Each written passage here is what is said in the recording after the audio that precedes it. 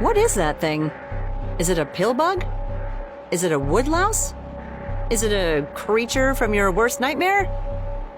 Let me introduce you to the giant isopod. This large, ancient-looking deep-sea crustacean is not for the faint of heart. You may want to look away, but we wouldn't feature a creature on this show unless it has a cool story. A giant isopod might give you the heebie-jeebies, but by the end of this episode, it may become your new favorite animal. Or not. There's only one way to find out. Follow me. Sorry, I didn't mean to make that creepy. How big do these sea bugs get? Why are they so much bigger than other isopods? And why are their eating habits so strange? As its name implies, the giant isopod is the biggest isopod in the world. This order of crustaceans includes woodlice, which is why they look so similar. Isopods can live in the sea, freshwater, or on land. Giant isopods live in one of the world's most inhospitable ecosystems on ocean floors about 500 meters or more below the surface. They typically reside in the Pacific Ocean near Japan, the South China Sea, and even the Gulf of Mexico. While most seafaring isopods are tiny, giant isopods can grow over 30 centimeters long. There are many hypotheses as to why they are so large.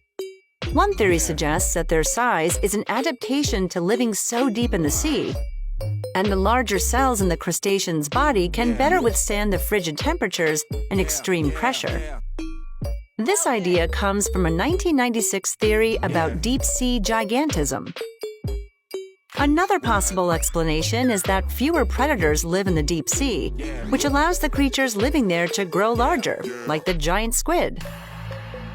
A third suggestion is that being larger allows giant isopods to increase their fasting potential by storing more fat reserves.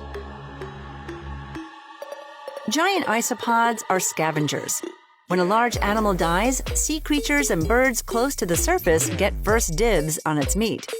What's left of the carcass eventually sinks to the ocean floor, where the isopods and other bizarre creatures are waiting to finish the remains. For giant isopods, it's either feast or famine. Food is so scarce on the ocean floor that isopods have very slow metabolisms. This means they can fast or go without eating for a long time. One giant isopod living in captivity at Japan's Toba Aquarium fasted for 5 years, refusing to eat food from its caretakers. Tragically, it died shortly after that. The Japanese press said that no animal has survived in captivity that long without eating. Giant isopods are constantly in a state of semi-hibernation. When a meal does appear, they gorge themselves. Videos show giant isopods eating entire whale and alligator carcasses, and they've even preyed on live sharks. These isopods voraciously tear up their prey, and sometimes they eat so much they can't move afterward. Sounds like me after eating multiple plates of lasagna. Giant isopods have existed for about 300 million years, even before the Pangaea supercontinent split into the 7 continents we know today. Scientists believe they survived as they don't need to eat often. Despite their eerie appearance and unusual lifestyle, they're pop culture stars in Japan. Giant isopod fans keep them close in the form of smartphone cases and plush toys. And like pill bugs, better known as roly-polies, their scientific name, giant isopods tend to curl into a ball when threatened by a predator. That makes them kind of cute in their own weird way.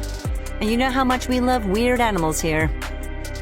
If bizarre sea creatures excite you, maybe you'd like to learn about the giant isopod's equally odd counterpart, the horseshoe crab. Check out our episode to find out more. Being gluttonous and fasting for years is what giant isopods do. And that's what makes them crazy creatures.